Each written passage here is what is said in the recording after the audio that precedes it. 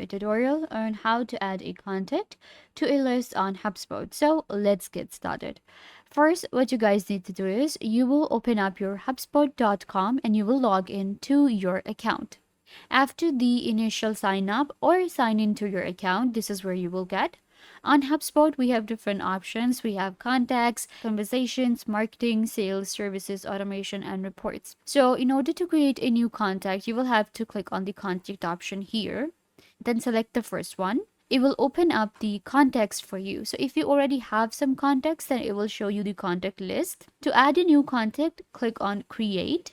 And here you will have to enter email address, first name, and last name. So what I'm going to do is I'm going to enter an email address, first name, last name.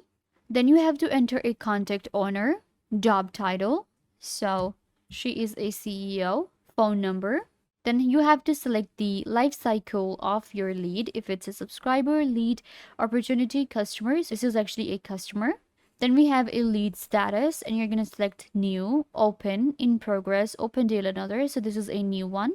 Once you enter all of the details right here for the contact, you will click on create, and your new contact will be created on HubSpot. You can see this is our new contact, and now I can do a lot with HubSpot. We can write an email.